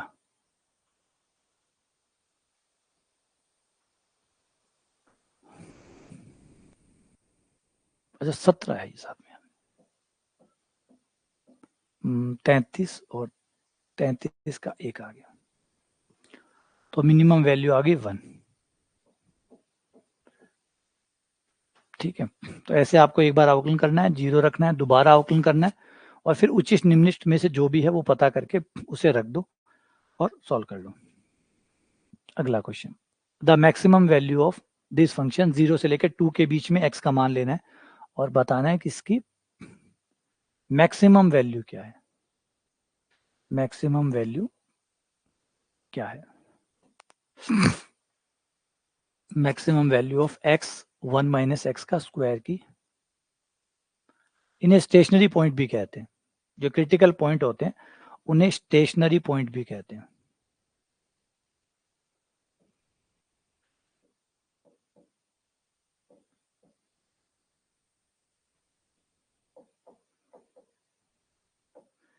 या हिंदी में स्तब्ध बिंदु। एक्चुअली इन बिंदुओं पे क्या होता है, स्तब्ध क्यों कहा गया? नाम बहुत अच्छे हैं, बहुत सुंदर इनकी हिस्ट्री रहती है। स्तब्ध या स्टेशनरी पॉइंट आप तब कहते हैं जब बिंदु स्टेप एक स्टेशनरी कब हो जाता है? वो स्टेशनरी तब हो जाता है जब वो हरकत बंद कर देता है। हरकत का मतलब ना वो बढ़ रहा है, ना वो आगे जा रहा है, ना वो पीछे जा रहा है, ना वो आगे जा रहा है, ना वो पीछे जा रहा है, मतलब वो स्टेशनरी हो गया, है ना। स्टेशनरी मतलब स्टैचू हो गया। तो स्टैचू कब हो जाते हैं? जब आप ना तो आगे जाते हैं ना आप पीछे जाते हैं।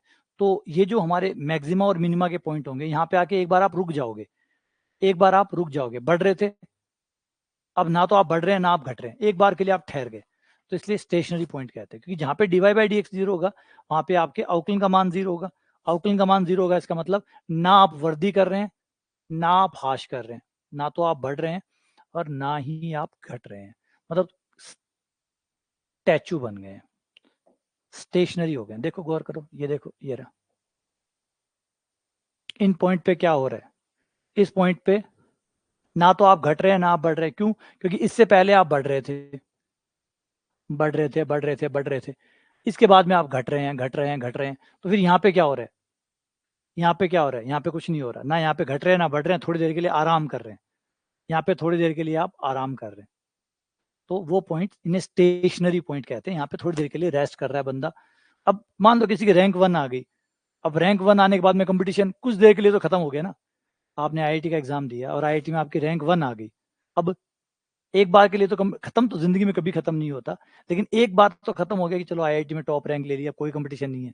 फिर आप आगे गए, फिर आप आगे गए, फिर आगे आपने एडमिशन लिया, फिर जो कंपटीशन वापस शुरू होना है वो वापस शुरू हो गया। एटलीस्ट एक बार तो खत्म हो गया, अब आपका कोई कंपटीशन नहीं है, आपकी रैंक 1 आ गई, तसल्ली हो गई, शांति हो गई, बात खत्म। तो वही है, तो चरम मान और न्यूनतम मान पे एक बार के लिए थोड़ी देर आप स्टे कर जाते हैं, क्योंकि यहाँ पे आपका ढाल जीरो हो जाती है। और ढाल जीरो होने का मतलब है कि ना आप बढ़ रहे हैं, क्योंकि अगर ढाल पॉजिटिव होती तो आप बढ़ रहे होते, ढाल नेगेटिव होती तो आप घट रहे होते। तो ना आप घट रहे हैं ना आप बढ़ रहे हैं, dy by d x zero. तो जिन पॉइंट्स पे अवकलन का मान जीरो होता है उन पॉइंट्स को स्टेशनरी पॉइंट भी कहते हैं, स्तब्ध बिंदु भी कहते हैं। आ जाओ वापस से।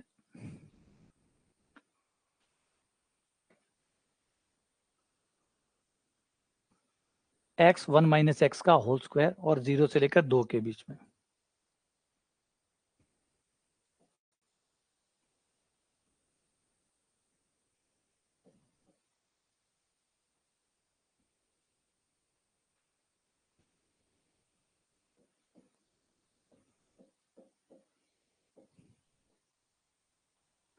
y बराबर x 1 माइनस एक्स का स्क्वायर, तो अवकलन करोगे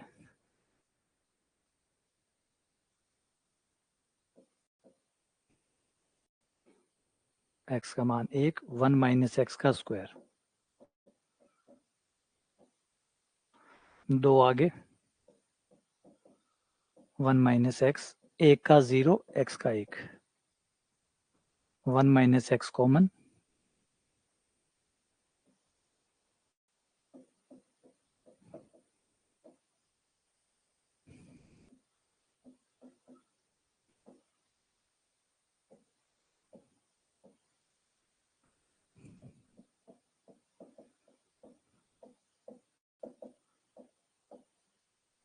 x के दो मान आ गए, दो स्टेशनरी पॉइंट आ गए, दो स्तब्ध बिंदु आ गए, एक तो आपका 1 और एक 1/3,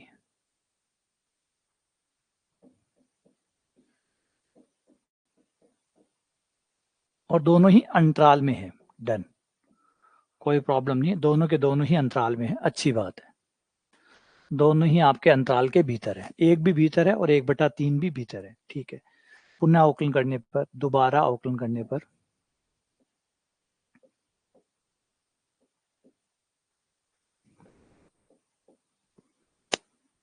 तो 1 - x को छोड़ दो, 1 - 3x का 0, 3x का 1, फिर 1 - 3x को छोड़ दिया, 1 का 0, x का 1, माइनस का 3, माइनस माइनस प्लस का 3x, -1 प्लस का 3x, 6x - 4 आ गया। अब हमारे जो पॉइंट्स है वो रख के देखो, एक रखो पहले तो, सेकंड अवकलन में एक रखने पर 2 आया, जो कि ग्रेटर देन 0 है, मतलब पॉइंट ऑफ मिनिमा है ये।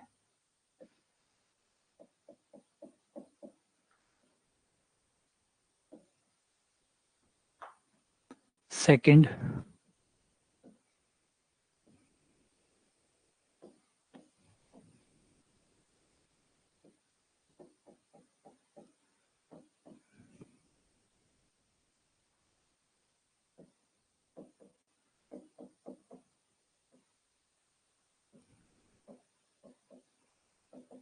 पॉइंट ऑफ मैक्सिमा,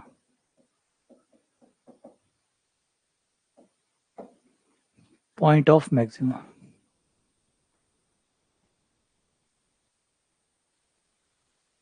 और हमें क्या चाहिए, मैक्सिमा।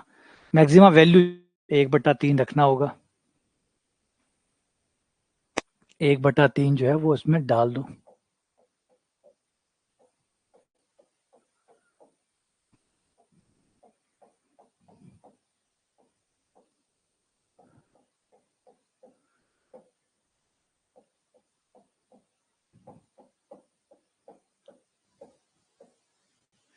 चार बटा 27।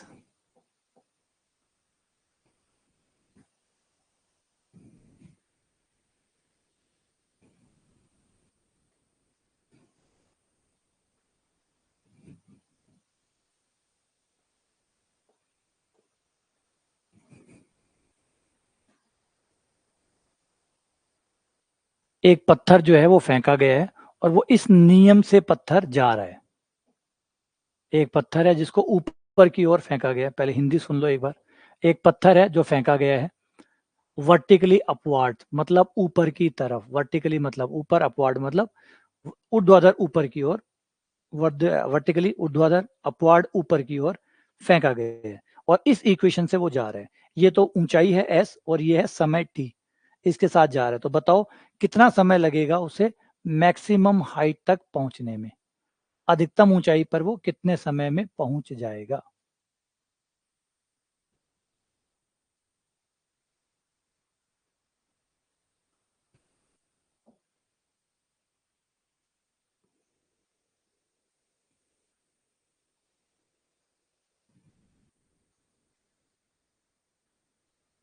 क्या चीज इसमें,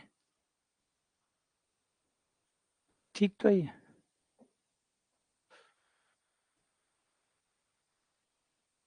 हाँ, 2 पे 2 आ रही है, लेकिन 2 पे पूछा नहीं गया ना।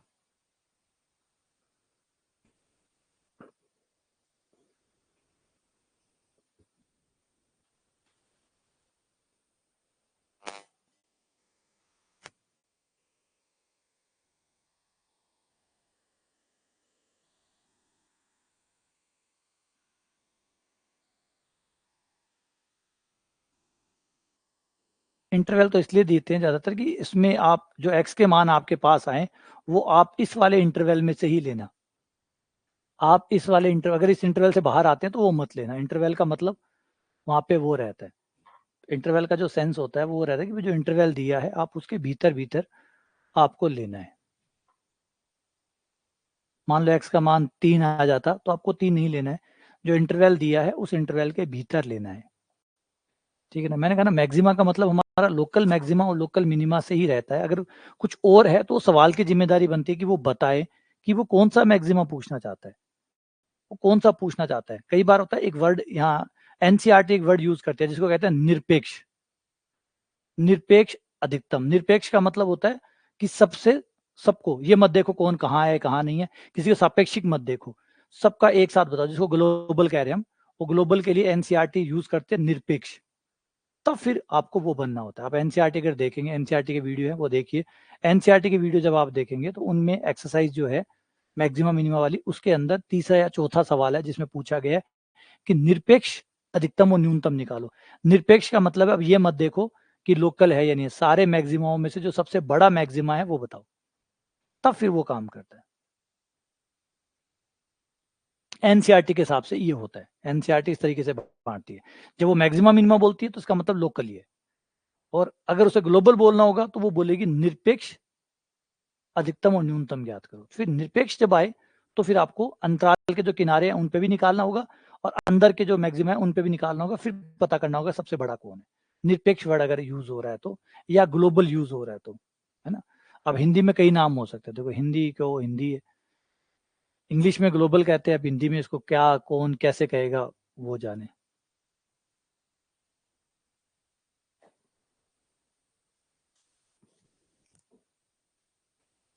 एस का टी के साथ तो ये आ जाएगा 80 माइनस 32t, जीरो करने पर t बराबर 80/32,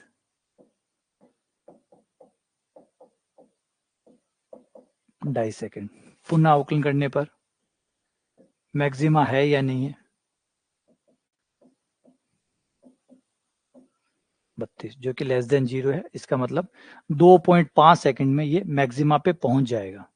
अब कितना पहुंच जाएगा अगर ये निकालना होता, जो कि नहीं निकालना। अच्छा, मैक्सिमम हाइट, अच्छा पहुंचने का टाइम पूछा है, टाइम रिक्वायर्ड कितना समय लगेगा ऊंचाई तक पहुंचने में, ऊंचाई पूछी नहीं है ना, ऊंचाई पूछी नहीं है। हाँ बिल्कुल ठीक है, वो थोड़े से नामों का झंझट रहता है। जैसे सुधांशु कह रहा है एब्सोल्यूट भी वर्ड यूज किया जाता है, एब्सोल्यूट मैक्सिमम मिनिमा, तो एब्सोल्यूट का मतलब वो ग्लोबल वाला है। हाँ, दो ही है बस, आप समझो, एक लोकल है एक ग्लोबल है, फिर जो दूसरा शब्द जो भी यूज हो रहा है वो ग्लोबल के लिए यूज हो रहा है।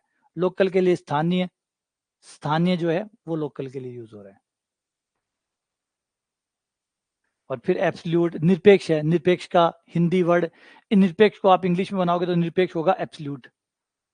एनसीईआरटी निरपेक्ष वर्ड यूज करती है, जो ग्लोबल है उसके लिए एनसीईआरटी, ये एनसीईआरटी में मिलता है और ज्यादातर नहीं मिलता। एनसीईआरटी निरपेक्ष वर्ड यूज करती है ग्लोबल के लिए, और निरपेक्ष का इंग्लिश नाम हो जाएगा एब्सोल्यूट, तो उसके हिसाब से एब्सोल्यूट हो जाएगा। जिसको हम ग्लोबल कह रहे हैं उसका ही नाम एब्सोल्यूट है, उसी का नाम, और वो वाला भी है निरपेक्ष। निरपेक्ष, एब्सोल्यूट, ग्लोबल, ये सब एक ही नाम है।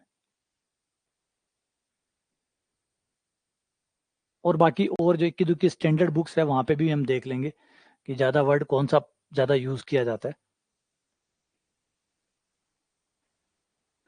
अगला, अब इसका लोकल मैक्सिमम निकालना है, ये कहाँ अटेंड करेगा, अपना लोकल मैक्सिमम कहाँ अटेंड करेगा।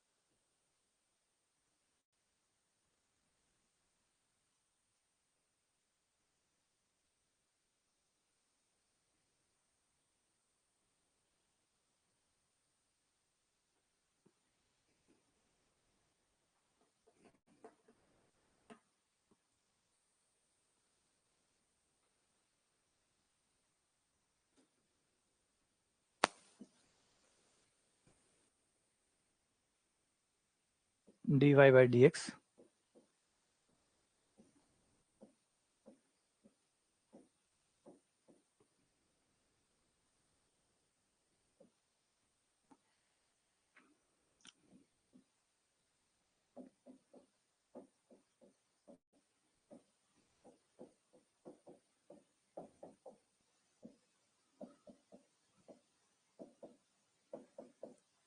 x बराबर 0 और 2।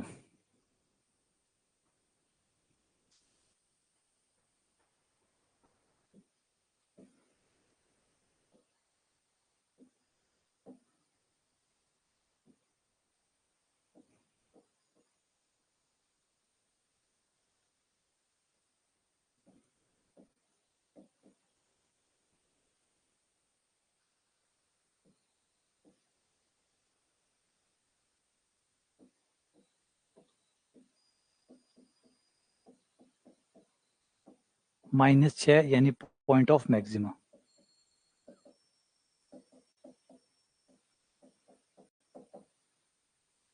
पॉइंट ऑफ मैक्सिमा कितना है वो पता कर लो। 0 रखोगे, बस पॉइंट ही पूछे,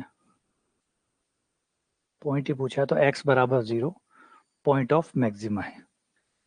और x बराबर 2 मिनिमा का है, ट्राई कर सकते हो, माइनस का आएगा प्लस का आएगा, तो x बराबर 2 जो है वो पॉइंट ऑफ मिनिमा होगा। ठीक है, अगला, इस फंक्शन की लोकल मैक्सिमम वैल्यू बताइए। Local maximum value,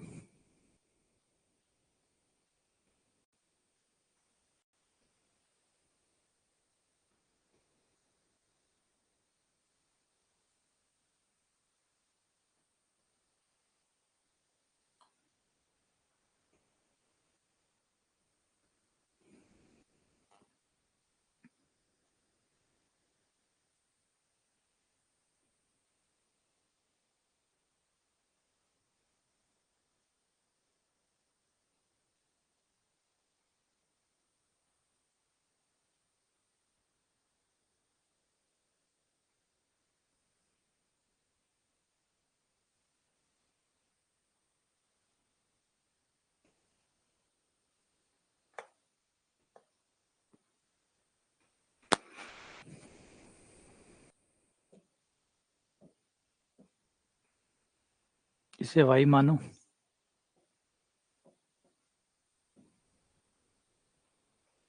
dy by dx,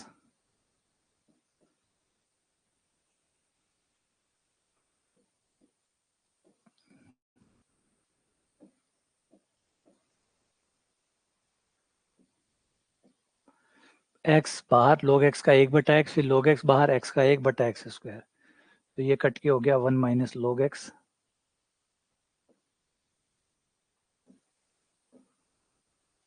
इसको 0 कर दो,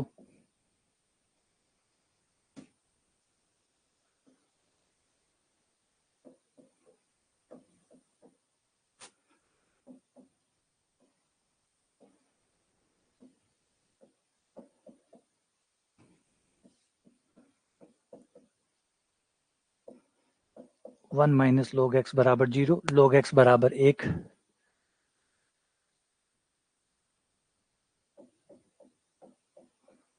और x बराबर e की पावर 0 यानी 1, x बराबर 1। अच्छा, x बराबर e की पावर 1, सॉरी, बराबर में 1 है तो x बराबर e आ गया। अब ये क्या है, मैक्सिमा है या मिनिमा है, ये पता करने के लिए एक बार पुनः अवकलन कर लो। एक बार पुनः, तो सेकंड अवकलन हो जाएगा d2y by dx square, x square बाहर, 1 का 0, log x का 1/x, फिर -1 माइनस log x बाहर, एक्स स्क्वायर का 2x बटा x की पावर 4। अब x बराबर e रख दो, देखो क्या आता है, ये कट गया, -e, 1 माइनस log e का मान 1 बटा e की पावर 4, ये हो गया -1 बटा e की पावर 3, जो कि प्लस माइनस का आ रहा है, माइनस का आ रहा है, इसका मतलब ये पॉइंट ऑफ मैक्सिमा है, पॉइंट ऑफ मैक्सिमा है, x बराबर e जो है वो पॉइंट ऑफ मैक्सिमा है। वैसे तो निकालने की जरूरत नहीं है, क्योंकि यहाँ कोई ऐसा ऑप्शन दिया हुआ नहीं है कि इनमें से कोई नहीं या विद्यमान नहीं है, तो ऑब्वियसली बात है वो जो पॉइंट आया होगा वो मैक्सिमा का ही आया होगा, है ना। एक ही पॉइंट आया है, 2 पॉइंट आते तो फिर भी क्रॉस चेक करना होता कि कौन मैक्सिमा का है कौन मिनिमा का है। एक ही पॉइंट आया, एक ही पॉइंट है, तो वही मैक्सिमा मिनिमा वही एक ही होगा। ठीक है। दूसरा से यहाँ पे ऑप्शन भी देख लो, अगर कई बार ऑप्शन जैसे होते हैं, ऑप्शन में कई होता है इनमें से विद्यमान नहीं है या ये नहीं है, तो फिर भी चेक होता है। मैक्सिमम वैल्यू पूछिए, अच्छा अरे भाई मरा दिया, ये वैल्यू और पॉइंट गड़बड़ कर दे है ना, वैल्यू और पॉइंट गड़बड़ कर देते हैं। x बराबर e, तो y बराबर हो गया log e बटा e, 1/e। अब देखो इतना सब बारीक के साथ खेल जाता है ना, इतने सी के साथ भी सवाल जो है इतना बड़ा गड़बड़ कर सकता है। पॉइंट कभी पॉइंट पूछ लेता है, हम मान निकाल बैठते हैं, कई बार मान पूछ लेते हैं हम पॉइंट निकाल देते हैं। अच्छा, स्टेशनरी पॉइंट निकालिए, वो पॉइंट निकालो जहां पे अवकलन का मान 0 हो, जहां पे अवकलन का मान 0 हो। हाँ कर दिया मैंने, ठीक।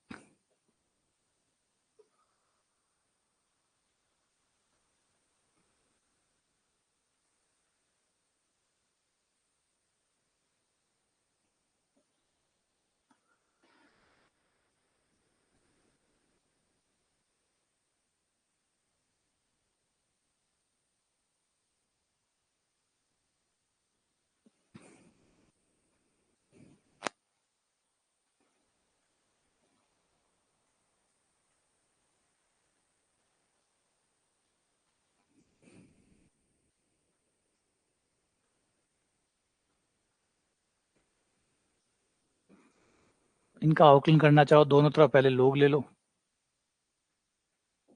लोग y बराबर x log x। अब अवकलन कर लो 1/y,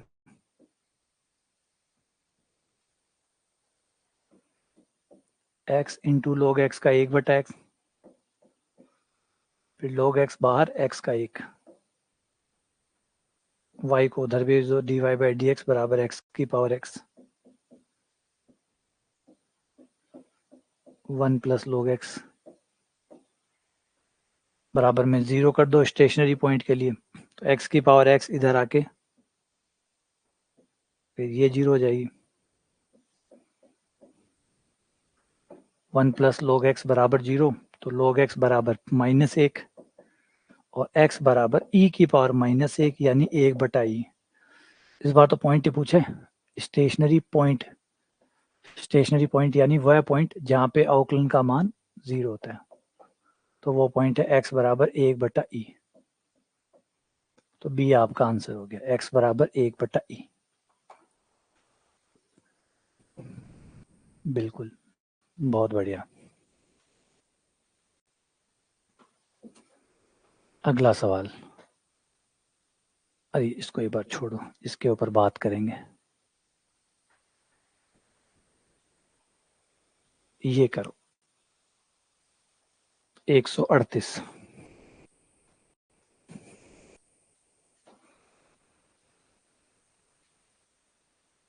क्वेश्चन पहले सुन लो। क्वेश्चन कह रहा है the sum of two non zero numbers is 4। दो नॉन जीरो नंबरों का जोड़ 4 है, एक x मान लो एक y मान लो, इनका जोड़ है 4, इनका जोड़ 4 है। हमें कहना है minimum value of the sum of the reciprocals, मतलब इनके व्युत्क्रमों का जो जोड़ है उसका न्यूनतम मान हमें निकालना है। मतलब इन दोनों को व्युत्क्रम किया जाए, उल्टा किया जाए, फिर जोड़ा जाए, तो इसका न्यूनतम मान क्या होगा। अगर x प्लस वाई बराबर 4 हो, इन दोनों नंबरों का जोड़ 4 हो, तो इन दोनों जोड़ों के व्युत्क्रमों का जोड़ न्यूनतम कब होगा। x और y है ना, x और y का जोड़ 4 है, इनके व्युत्क्रमों के जोड़ को न्यूनतम करना है, तो बताइए न्यूनतम मान कितना होगा। ये सवाल है, दोबारा से रिपीट कर, दो नंबर है, दो नॉन जीरो नंबर है, ना तो x जीरो है ना y जीरो है, दोनों जीरो नहीं है, लेकिन इनका जोड़ जो है वो 4 है, इनका सम जो है वो 4 है। तो क्वेश्चन कह रहा है कि इनके व्युत्क्रमों का जोड़ न्यूनतम कितना होगा।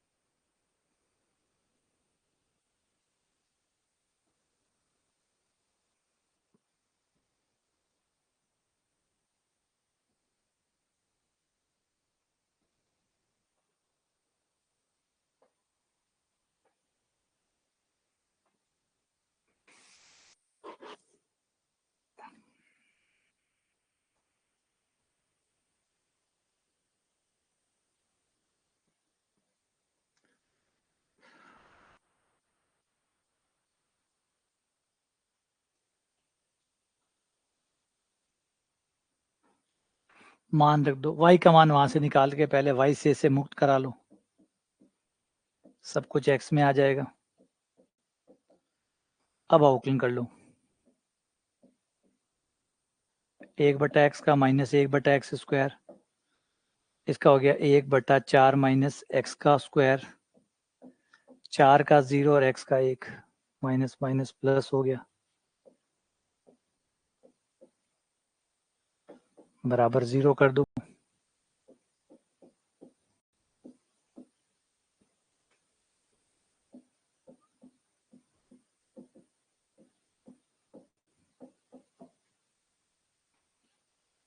इसको इधर भेज दो,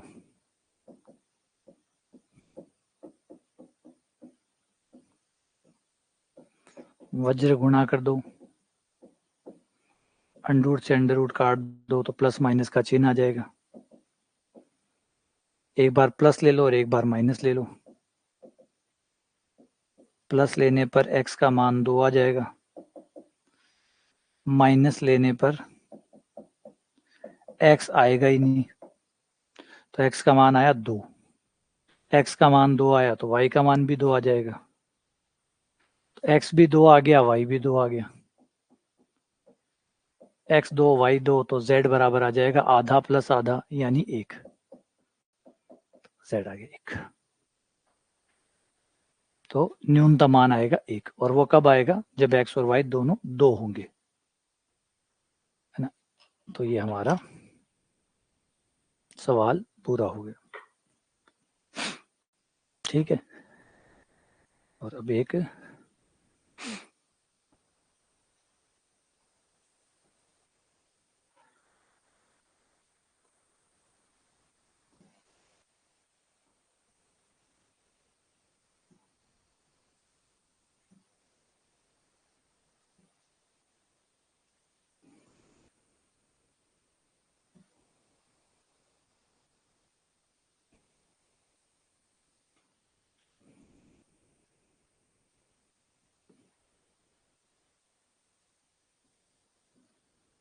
तो जो चीज है कि मैक्सिमा मिनिमा कई फंक्शनों के अनंत मैक्सिमा मिनिमा भी होते हैं, कई फंक्शनों के अनंत मैक्सिमा मिनिमा भी होते हैं।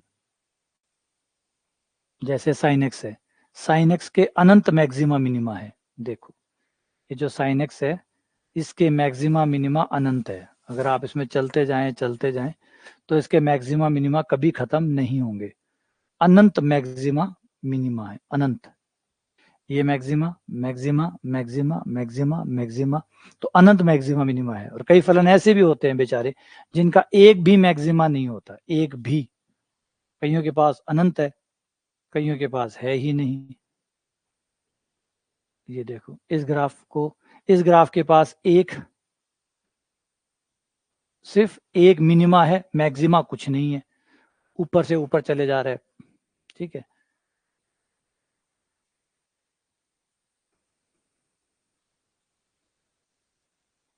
इस ग्राफ को देखो, इस ग्राफ के पास मैक्सिमा है, मिनिमा नहीं है। मैक्सिमा है लेकिन कोई भी लोकल मिनिमा, जब मैक्सिमा मिनिमा बोलो लोकल का ही है, बात लोकल की चल रही है। इसके पास कोई मिनिमा नहीं है, मैक्सिमा है, ठीक है। इस ग्राफ के पास कुछ भी नहीं है, ना कोई मैक्सिमा है ना कोई मिनिमा है। तो कोई मैक्सिमा मिनिमा होना कोई आवश्यक शर्त नहीं है कि होगा ही, वो डिपेंड करता है ग्राफ के ऊपर, फंक्शन के ऊपर। इस फंक्शन के पास अनंत है, अनंत मैक्सिमा मिनिमा है इसके पास। इसके पास सिर्फ मिनिमा है, कोई मैक्सिमा नहीं है। इसके पास मैक्सिमा है, कोई मिनिमा नहीं है। इसके पास ना कोई मैक्सिमा है ना कोई मिनिमा है, ठीक है ना। तो मैक्सिमा मिनिमा होना कोई जरूरी नहीं है कि हर ग्राफ के पास मैक्सिमा होगा मिनिमा होगा। कोई ग्राफ खाली भी हो सकता है, कोई मैक्सिमा मिनिमा नहीं हो, बने ही नहीं तो। अब नहीं बनेगा तो आएगा कहाँ से? तो कोई फलन का नहीं आ रहा है तो कोई बात नहीं है, हो सकता है मैक्सिमा मिनिमा हो ही ना। खाली मिनिमा आ रहा है, कोई बात नहीं, हो सकता है मैक्सिमा ना हो। मैक्सिमा आ रहा है, मिनिमा नहीं आ रहा, हो सकता है खाली मैक्सिमा हो मिनिमा ना हो सकता है दोनों हो सकता है बहुत सारे पॉइंट आ रहे हो, बहुत सारे मैक्सिमा मिनिमा हो, बिल्कुल हो सकता है। अनंत हो सकते हैं, बिल्कुल अनंत हो सकते हैं। साइन को देख लो, अनंत मैक्सिमा मिनिमा है। तो ये चीजें हैं। और एक जो भी मैं बीच में बात कर रहा था उसको भी लेते हैं।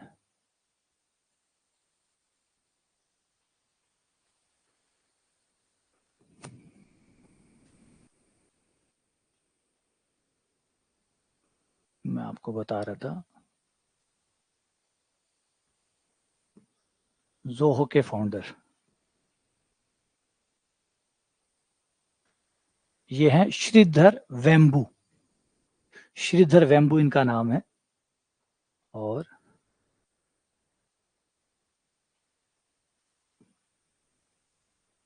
ये है श्रीधर वेम्बू। इनकी कंपनी जो जोहो करके है, जोहो के ये फाउंडर है। और इनकी कंपनी की वैल्यूएशन लगभग 7,000 करोड़ की है। यानी जिस कंपनी के मालिक है, ये 7,000 करोड़ की कंपनी के मालिक है। और यहाँ आप देख सकते हैं कि फाउंडर जो है वो पढ़ा रहे हैं, एक अपने गांव की जो स्कूल है उसमें ये पढ़ाते हैं। तो पैसा नहीं, कई बार लोगों को लगता होगा कि पैसा और जीवन का लक्ष्य एक होता है। नहीं, जैसे रोटी खाना आपका जीवन का लक्ष्य नहीं है, वो आवश्यकता है।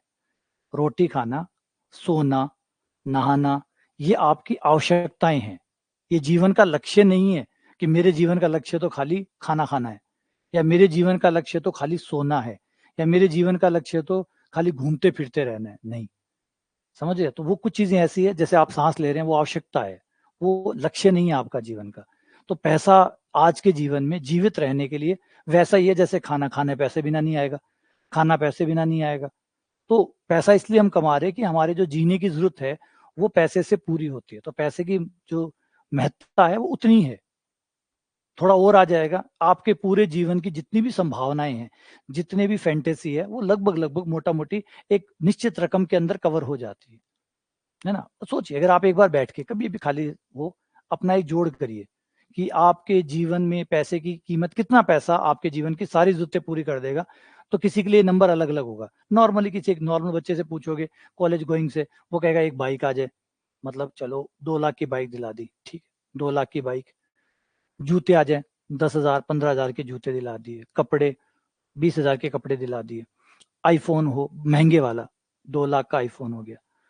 उसके बाद में वो कहेगा चलो 2-4 चीजें और मांग ली। ऐसे मांग मूंग के 20 लाख में खत्म। अब 20 लाख के बाद क्या बचा?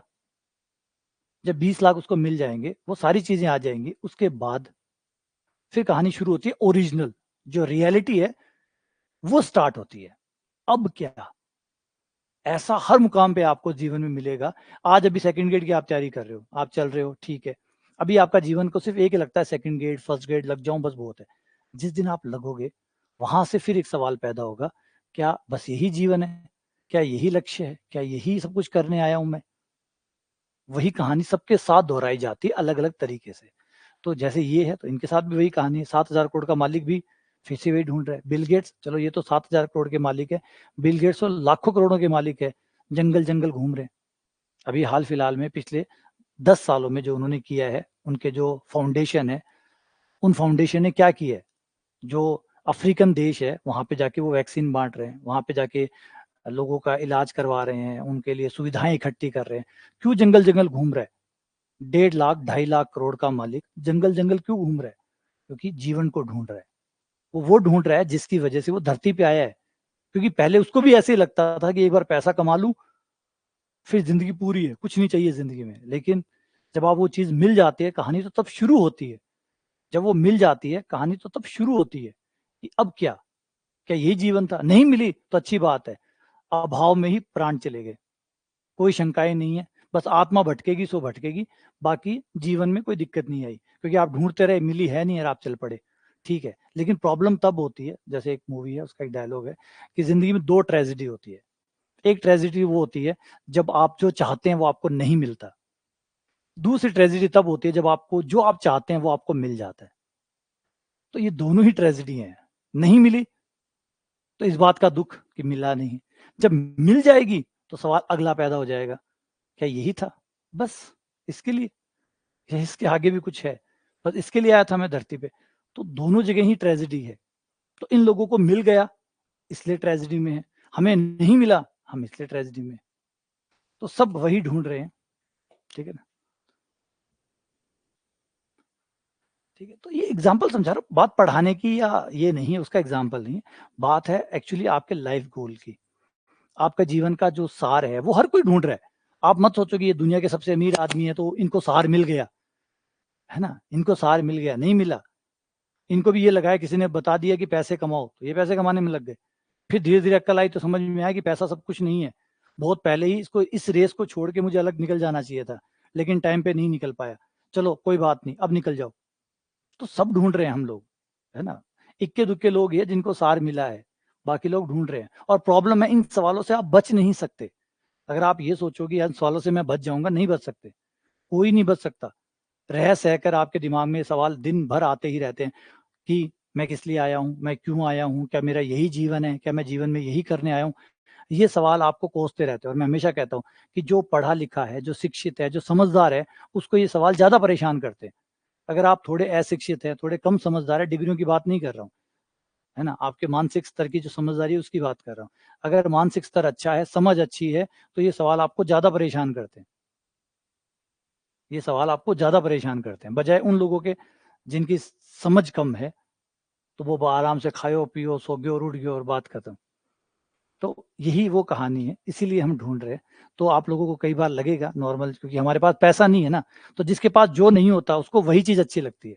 अगर मैं प्यासा हूं तो मुझे पिज्जा बर्गर पसंद नहीं आएगा, क्योंकि मैं प्यासा हूं।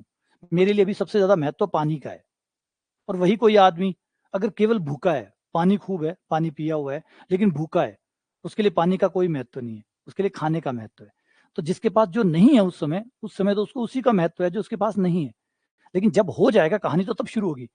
किसी आदमी को बहुत प्यास लगी है, भयंकर प्यास लगी है, 1 गिलास पानी पिया, 2 गिलास पानी पिया, 3 गिलास पानी पिया, अब चौथा गिलास। याद करो, कुछ सेकंड पहले उसकी जान निकल रही थी पानी के लिए, कुछ सेकंड पहले पानी के लिए उसकी जान निकल रही थी। अब 3 गिलास पिलाने के बाद चौथा गिलास के लिए वो अब पानी पीने के लिए जान निकल रही है कि अब पी लूंगा तो मर जाऊंगा। पहले नहीं पी रहा था इसलिए जान निकल रही थी। अब अब ये लग रहा है कि 1 गिलास और पी लिया तो मर जाऊंगा। बस यही कहानी पैसे में शुरू होती है। जब आप पैसा नहीं होता तो आपको लगता है पैसा नहीं होगा तो जीवन का क्या अर्थ है, सब बेकार है। जब वो पैसा आने लगता है तो फिर ऐसा लगता है अब और आ गया तो मैं मर जाऊंगा। ये दोनों जगह ही है। सिर्फ एक साइड आपको इसलिए नजर आती है क्योंकि आप एक साइड पे खड़े हैं। आप प्यासे हैं तो आपको भी सिर्फ पानी चाहिए। आप नहीं सोच रहे हैं कि पानी के बाद क्या होगा, है ना। तो यही कहानी है, यही जीवन है। चलो अगली क्लास में मिलते हैं आप लोगों से। पढ़िएगा, इनके बारे में जानिएगा, क्योंकि जो ऐसे लोग हैं इनकी कहानी आपको जरूर कुछ ना कुछ सही दिशा देने में मदद करेगी। क्योंकि हर कोई अपने संघर्ष से गुजर रहा है, आप भी लोग गुजर रहे होंगे, ये भी गुजर रहे हैं, आप भी गुजर रहे हैं।